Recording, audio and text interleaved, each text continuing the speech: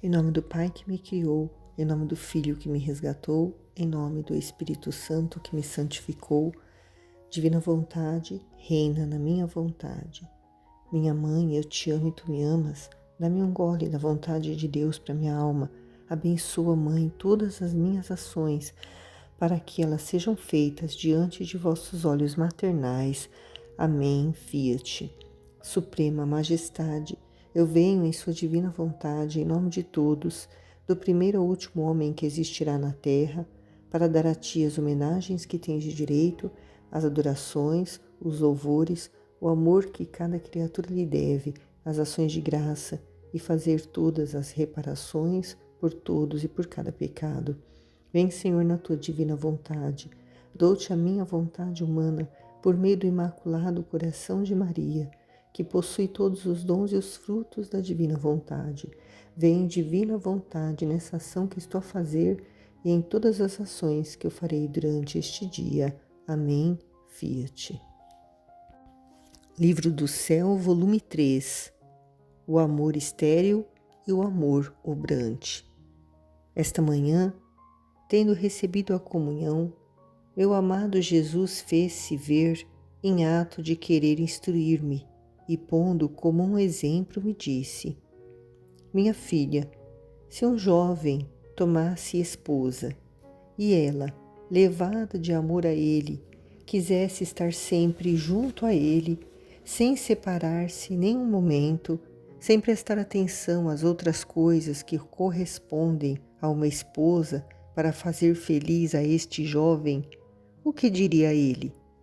Agradeceria o amor dela, mas certamente não estaria contente com sua conduta, porque este modo de amar não seria mais que um amor estéril, infecundo, que causaria dano a este pobre jovem em vez de fazer bem, e pouco a pouco este estranho amor produziria incômodo em vez de gosto, porque toda a satisfação deste amor é da jovem, e como o amor estéril não tem lenha para fomentar o fogo, muito logo se reduziria a cinzas, porque só o amor obrante é duradouro, os demais amores, como fumaça, se dissipam no ar, e depois se chega ao aborrecimento, a não levar em conta e talvez a desprezar o que tanto se amava.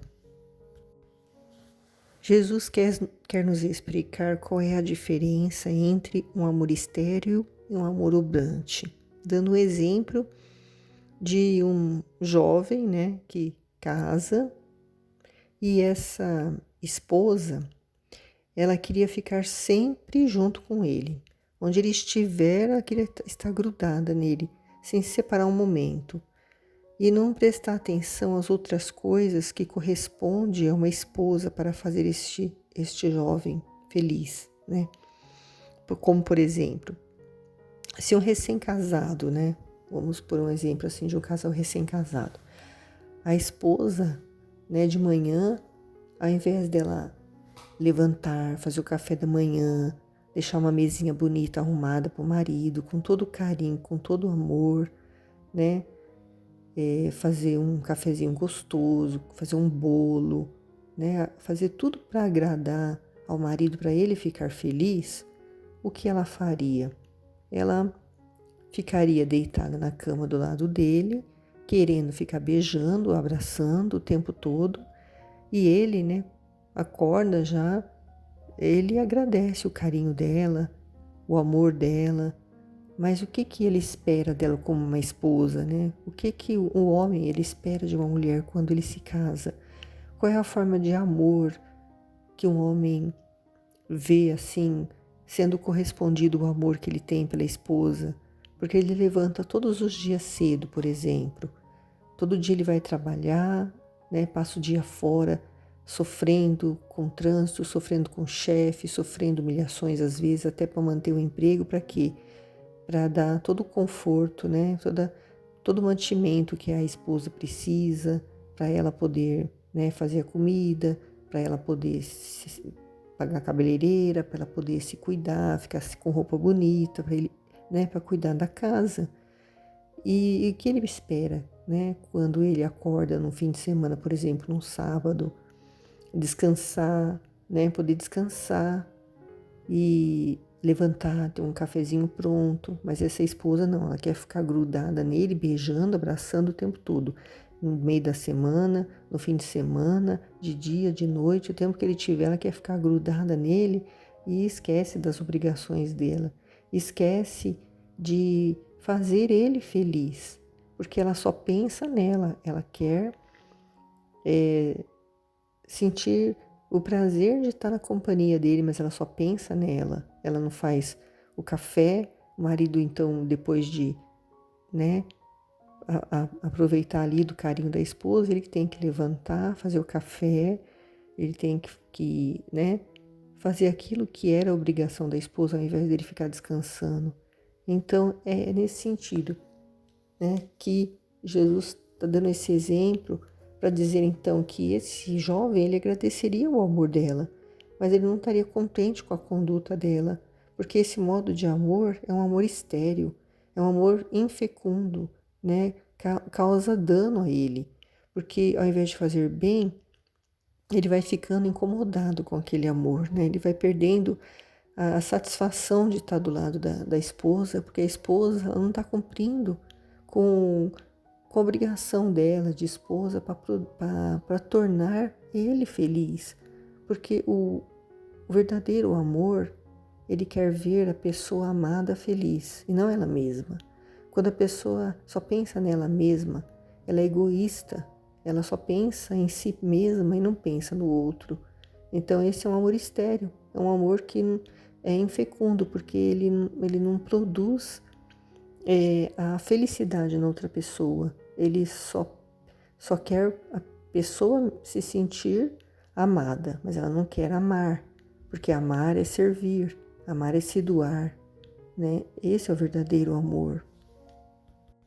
E Jesus ainda diz: como o amor estéril não tem lenha para fomentar o fogo, muito logo se reduziria a cinzas, né? Porque qual seria essa lenha para fomentar o fogo? É a esposa, né, fazendo o dever dela, a obrigação dela de esposa, né, deixando a casa limpinha, ordenada, já que ela não trabalha fora, por exemplo, né, nesse exemplo, ela deixaria a casa dela toda organizada, limpinha, ela faria um almoço gostoso para ele, ou um jantar quando ele chegasse à noite, ela levantaria cedo para fazer o café para ele, tudo para deixar ele feliz, né? Essas atitudes que são a lenha para fomentar o fogo, né? E esse é um exemplo de um amor humano, né? Agora, se relacionando a Deus, é a mesma coisa, né?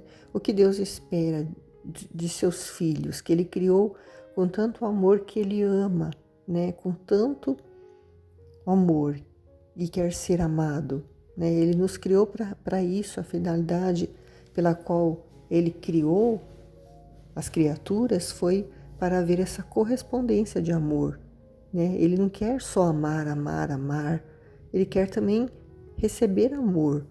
E a criatura egoísta só pensa em si mesma, só quer receber bens de Deus, só quer receber graças, quer receber milagres, né? Quer receber prosperidade. Até muitas pensam que a prosperidade vem de Deus, né? Prosperidade financeira, né?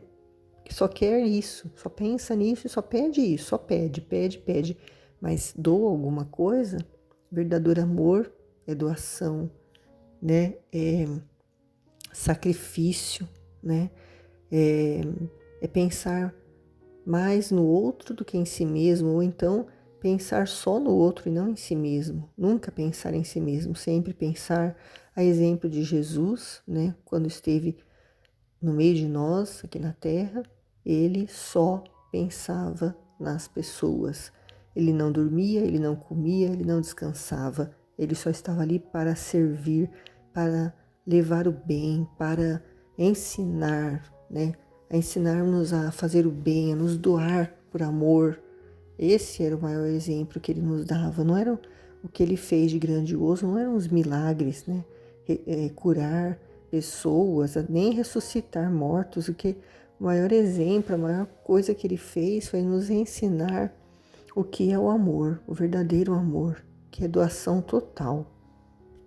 Continuando, Jesus diz: assim é a conduta das almas que prestam atenção somente a si mesmas, isto é, à sua satisfação, aos fervores e a tudo o que lhes agrada, dizendo que isto é amor por mim, enquanto tudo é satisfação delas, porque se vê com os fatos que não põe atenção aos meus interesses e às coisas que me pertencem, e se chega a faltar o que lhe satisfaz, não põe mais atenção de mim e chegam até me ofender. Ah, filha, só o amor obrante é o que distingue os verdadeiros dos falsos amantes, porque todo o resto é fumaça. Esse exemplo que eu dei é um exemplo do que Jesus está dizendo aqui, a conduta das almas que prestam atenção a si mesmas, né? Ao que satisfazem elas mesmas, a tudo que agrada a elas mesmas, dizendo que é amor por Jesus, enquanto, na verdade, é satisfação delas mesmas, porque se veem através dos fatos que elas não põem atenção nos interesses de Jesus, né? Nos interesses de Deus e as coisas que pertencem a Ele. E se chega a faltar alguma coisa que não satisfaz essa pessoa, que não agrada a ela, por exemplo, se ela pediu a cura de uma doença, mas ela não foi curada, ela chega até a ofender a Deus, porque ela deixa de pôr atenção nele e fica pondo atenção no sofrimento dela, no que ela está sofrendo, né? Sendo que aquela cruz que ela recebeu daquela doença é justamente a ajuda que ela pediu a Deus, porque através daquela doença, através daquela cruz, a alma dela vai ser salva, porque se Jesus desse a ela a cura, porque ele sabe de todas as coisas, né? Se ele desse para ela a cura e ela ficasse curada, e depois, com a saúde dela, ela fosse pecar e ofender a Deus e correria o risco até de ir para o inferno, e com aquela doença ela se resignasse, aceitasse o sofrimento, sabendo que aquilo ali é a vontade de Deus e é para o bem da alma dela, ela ia morrer e teria a salvação dela. Então, o que acontece? Assim, Jesus diz, assim que se distingue os verdadeiros dos falsos amantes, né? Porque só o amor obrante, né, é o que faz distinguir, né? O que faz a gente ver, mas principalmente Deus ver, né? Essa diferença, né, dos falsos amantes e dos verdadeiros amantes de Jesus, né? Aqueles que amam a Deus de verdade. O resto é tudo fumaça, né? O resto vai se perder, né? E é isso que ele quer nos mostrar aqui, quer nos alertar, quer abrir os nossos olhos, né? Para que nós possamos deixar de sermos egoístas, né? E aceitarmos tudo que nos acontece, né? E amar a Deus, né? Amar verdadeiramente a Ele, ser um verdadeiro amante, ter um amor obrante, um amor que se dá através das obras, né? E que obras são essas? É fazer o bem, aceitar as coisas que nos acontecem, é a vida divina, né? A vida na vontade de Deus, é a vida pela qual Ele nos criou, para a qual Ele quer que a criatura retorne. Ele quer que a criatura saia do egoísmo, de olhar para si mesma, de querer fazer as suas vontades, de não reconhecer Ele, de não compreender as cruzes que Ele nos manda por amor a nós, né? Tudo que Ele faz é um cerco, né? Que está nos cercando assim para nos proteger, né? De perdermos a nossa alma, porque Ele nos ama, né? E Ele quer também receber de volta esse amor.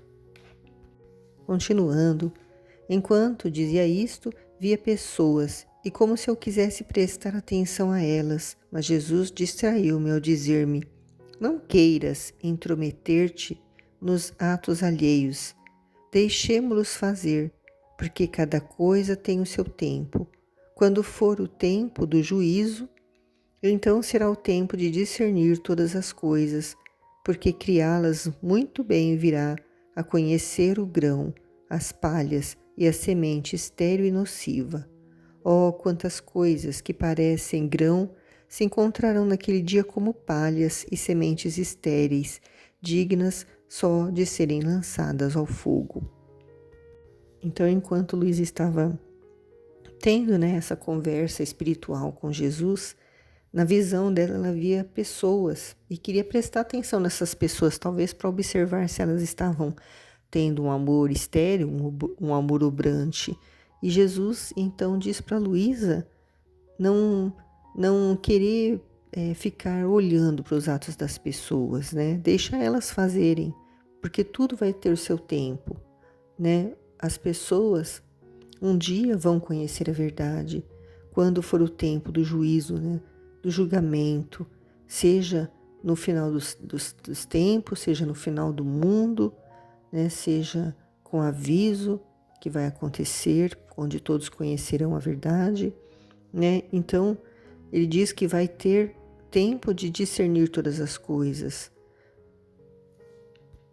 E o tempo vai mostrar que tipo de grão que é, né? Que as pessoas estão plantando.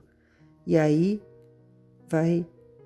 vão se conhecer, né? O grão, as palhas e a semente estéril e nociva, né? O que a pessoa plantou, ela vai colher, né? E aí Luísa diz, Jesus diz, né?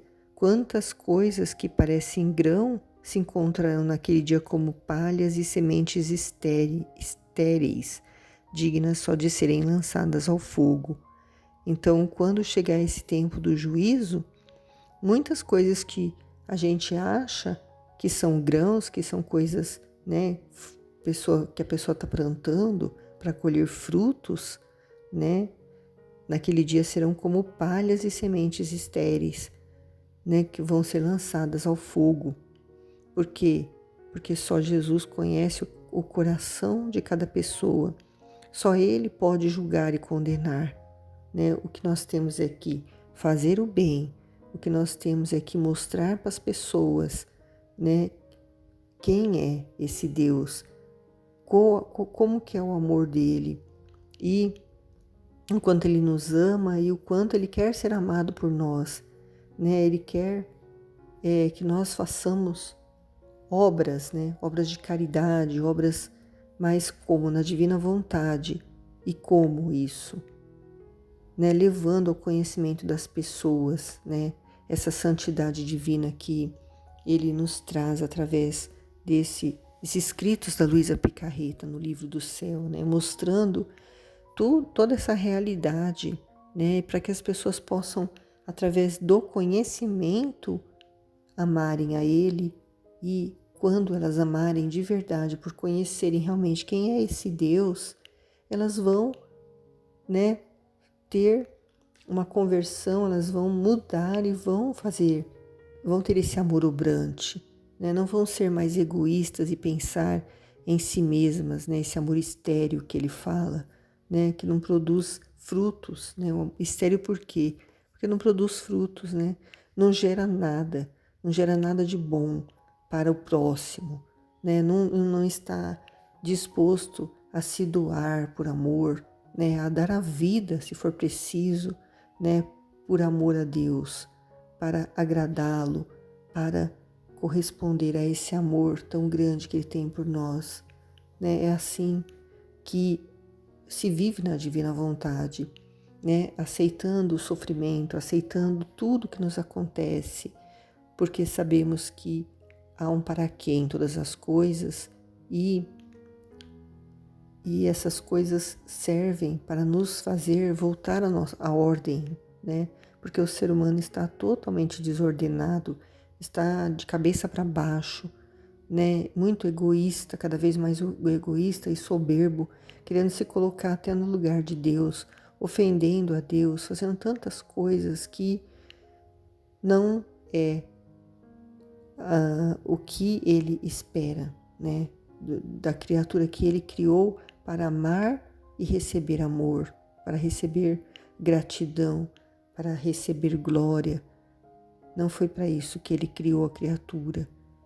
E com livre-arbítrio, ela tem a opção de escolher, né, o que ela quer. Mas no juízo, elas vão, né, saber o que elas fizeram, porque vai ser entre elas e Deus. Nós não podemos julgar, mas nós podemos fazer as pessoas enxergarem, né? Enxergarem o bem, enxergarem essa vontade de Deus que é nos colocar em ordem, né? Assim como Ele nos criou.